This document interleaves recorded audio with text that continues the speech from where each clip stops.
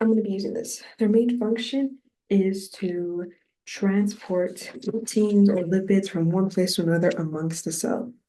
And when it comes to talking about their function, we have two questions. Where is the vesicle going, and where did the vesicle come from?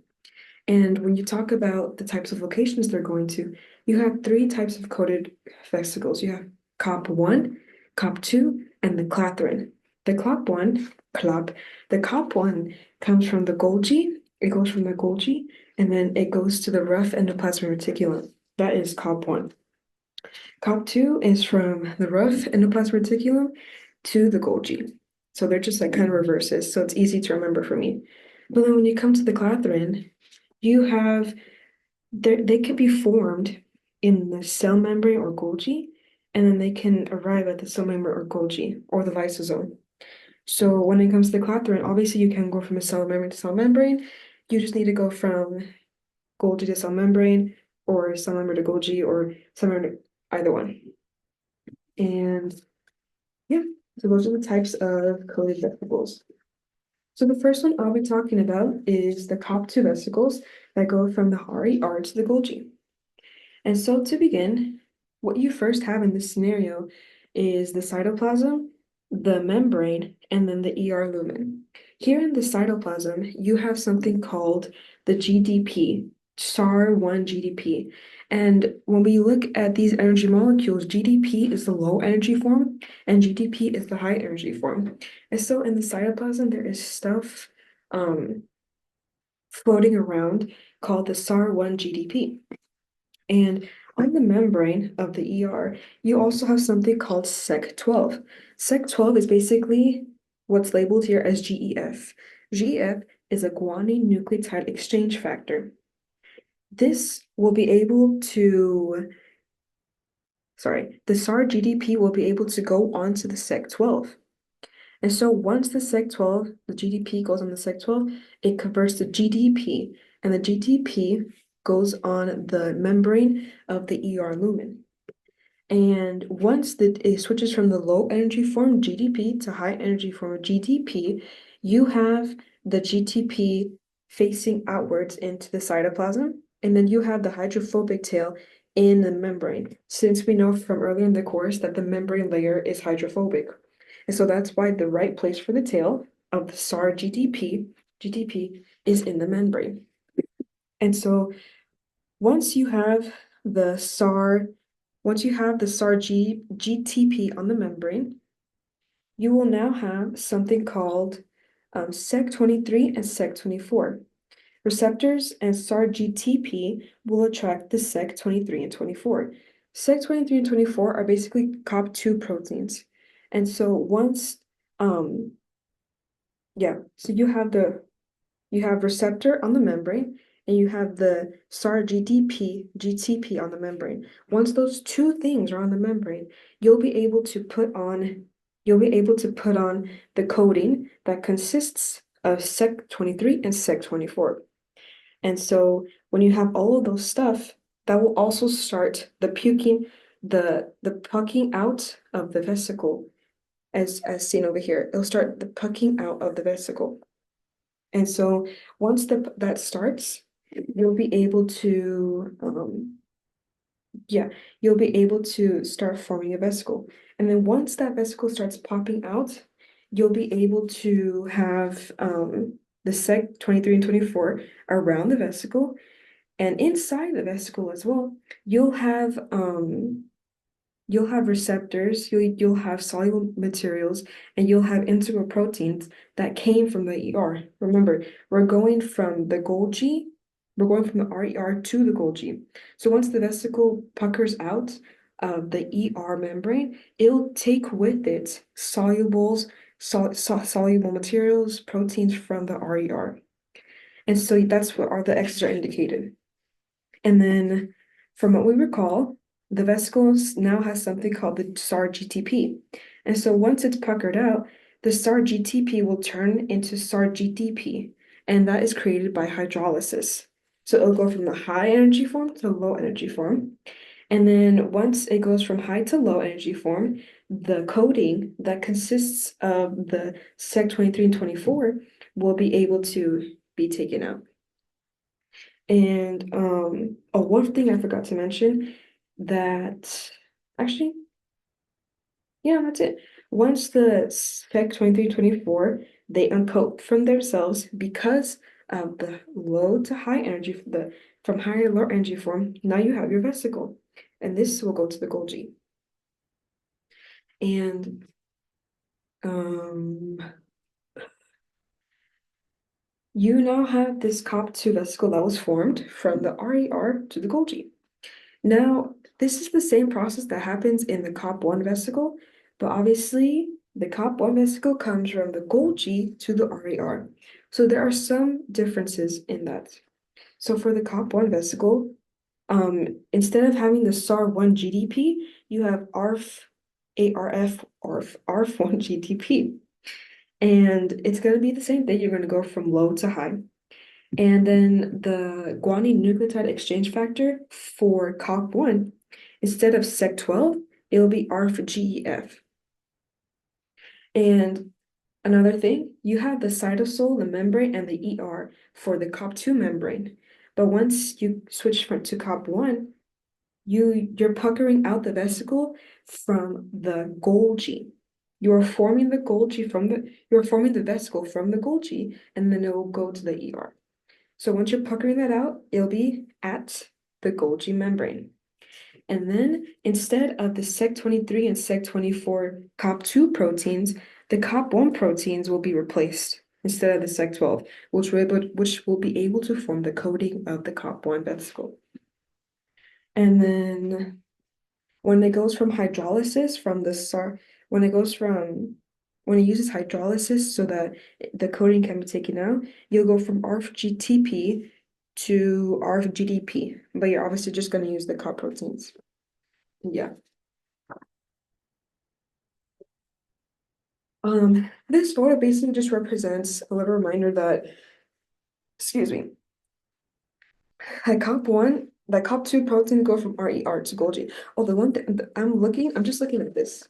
They're my little notes, a little guide for me. So, the COP2 proteins, they go from the RER to the Golgi, but when they get to the Golgi, they dock at the cis side of the Golgi, so the one that's closer to the ER. Because obviously when cells want to move from one place to another, they don't want to, spend all their energy going all the way, somewhere far. So they'll go to the side that's closest to the ER, and the side closest to the ER is the cis side of the Golgi. And then the COP1 vesicles, they form on the cis side energy because once again, when they're forming out of the cis side of the Golgi, they'll be able to go to the ER because it's closer, it's more convenient for them. And yeah, that's how they conserve energy and all that. That's pretty cool, honestly.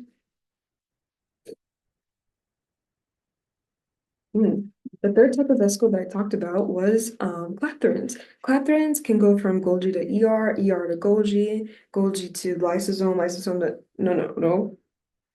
Golgi, they can arrive at a lysosome, but they can never come from a lysosome, I believe. But if I'm wrong, that's fine. It's okay. But when it comes to clathrin, the clathrin, when it is coming from the Golgi, it is leaving from the trans side of the Golgi. And that is just basically what this is showing. The clathrin will just leave from the trans side as represented here by the red coating. That's basically it. This is the main aspect of these notes. Talking about clathrin, they are composed of something called clathrin triskelions. And these triskelions are made of 6 components. They're made of 3 heavy chains, so these really long red things, and then the 3 light chains, those really slow things, small things. And then once you have like a good amount of them piled up together, and you're gonna create this really cool vesicle over here. I was gonna say really big, but I don't think vesicles are that big. But so yeah. And then yeah, when you form the clathrin, you combine various of the clathrin triskelions together, overlapping them to form the basket of a coated vesicle. That's exactly it. And yeah, that's basically the formation, the structure of the clathrin. The fifth one is basically how clathrin-coated vesicles separate from the membrane. So basically, what helps them to get puckered out of the membrane of the targeted membrane from where they're coming from. And there is something called dynamin. And from the membrane of the targeted membrane that they're puckering out of, there's something called dynamin. And dynamin uses GDP and GDP from going to high to low, low to high, and it'll be able to take out the vesicle from the targeted membrane, only for clathrins though. Yeah, it'll go from GTP to GDP because remember GDP is flowing around in the cytosol. So your goal is to transform it into the GTP so that it's able to be floating around the cytosol and it could go anywhere it wants. Um, sorry, I'm laughing a lot. It's not like I could learn. Okay. So when we look at the formation of the clathrin, or GDP, where's that?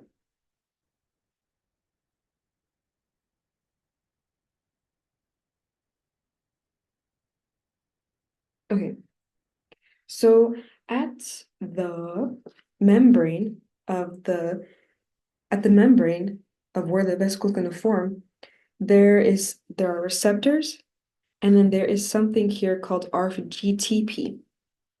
And those two main things are going to attract something called the AP complex. It will go around the vesicle of the, once the vesicle is puckered out, it will go around the vesicle. And then once the AP complex is attached to the surrounding of the vesicle, then that will attract the clathrin-coated pit, which is shown here in red. And then once that is done, the RF-GTP, the one that was attached, will turn into RF-GDP. And when you go from high energy form to low energy form, it will detach from the vesicle, and then the coating will just disintegrate from the vesicle. It will just be pulled apart because you're going from high to low. And you go from high to low, you lose energy, you lose bonds, and so the bondings of the coating will just disintegrate, and that is why. And GDP from GTP, ARF GTP to ARF GDP is once again caused by hydrolysis, as we saw in the COP2 vesicles. Yeah. All right. So when you go from this is basically talking about vesicle docking. And so this is one example of, well, no, this is just a general example. And so say you have these transport vesicles, and in here you would have solubles, you'd have proteins, you have integrated proteins from the membrane that it came from. It's already in the vesicle because remember it just picked it up. And then from there, you will have something on the vesicle called V snares. And that is basically, as I wrote here, an integral protein that was shoved into the vesicle that are needed for docking while it was being formed. So while it was being puckered up, the V snares were formed because it knows that it is critical once it arrives at its target membrane. And so along with the V snares, you have something called RAB-GTP. Basically, it has a hydrophobic tail, and that was also mentioned in the beginning. You have the tail is attached to the membrane because it's hydrophobic. And so once it goes to the targeted membrane, on the targeted membrane, there is something called a RAB-GTP effector. No, oh my God, sorry. There's something called a RAB effector. That is basically where the RAB-GTP of that vesicle can dock itself. It could put the RAB-GTP on that RAB effector. And then along with oh yeah, so once it is attached to that, there is also on the targeted membrane where the vesicle wants to dock at, there is something called T snares. In this example, the T snares are syntaxin and SNAP 25. T snares are basically integrated proteins that are already on the targeted membrane. So once the RAB-GTP attaches to the RAB effector, it's going to intertwine, it's going to like um, twist together with the T snares from the vesicle, and it's gonna enable the vesicle to integrate itself into the membrane, the targeted membrane. And once it's integrated into the target membrane, there's something called the NSF complex. From there, it'll be able to separate the V snares, so the ones from the vesicle, from the T snares with ATP. So using that ATP high energy form, it'll be able to separate those snares. And then once the vesicle is integrated into the membrane, you have the T snares popping out and you have the V snares. And that is basically the how vesicles are docked.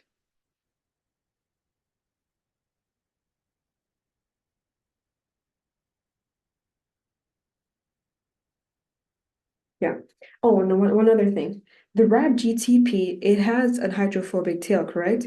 So once it was able to dock the vesicle, it'll be able to float back to the ER so that you can reuse and recycle and combine with the RAB-GDP dissociation inhibitor until it gets back to its forming membrane. So that's what it's basically saying is that it can go back to the ER, find another vesicle, and help it get docked at the target membrane. That's basically what it is.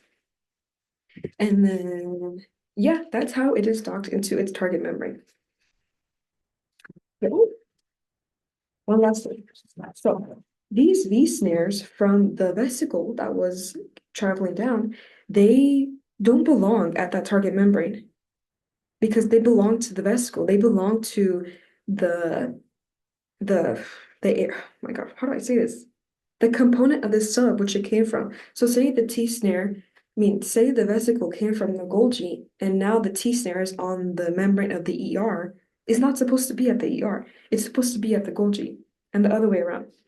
So this slide basically explains what happens when a V snare is not in the right place.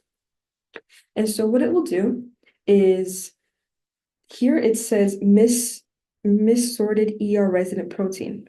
Right. So when the vesicle comes down to the Golgi, it'll have all the T snares and V snares, but the V snare, oh my gosh, sorry. The V snare, yeah. The V snare will have something called a K-del peptide.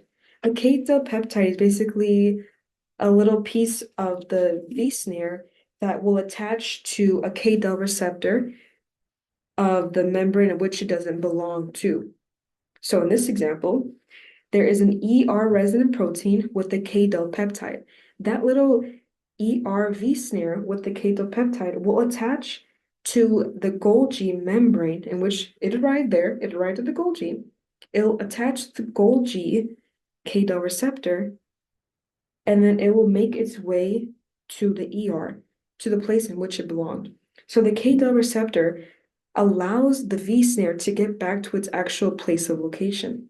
And once it goes, when you're first at the wrong place, so since the V snare is at the Golgi, this one we're talking about, it needs to go back to the ER, right? So now we're talking about the COP2. So for COP2, this vesicle needs to go back to the V snare of this COP2 vesicle needs to go back to the ER. And so beginning its process, it has low pH because it has peptide bonding. But once it goes down to the right place of location, you have higher pH because it's at its right place. It's at its right concentration, everything matches. And so that's why you have here a higher pH or neutral pH. And say the same thing happens to COP1. Say a COP1 vesicle arrives at the ER and it's actually supposed to be at the Golgi. So the V snare of the COP1 vesicle will attach to a K-del receptor at the ER membrane. It will attach, and then going from a lower pH, a very acidic one because it doesn't belong there, it will start making its way to the Golgi. And then when it gets to the Golgi, it'll have a high pH and it'll have a neutral pH, excuse me. And yeah. And that is basically what vesicles are. These are all of my notes. I handwrote every one of them. I did not get it from anyone. I did my research and I did all of that. And this is honestly my favorite topic. And yeah, thank you so much, Professor. This is my recording for vesicle formation and fusion. Thank you.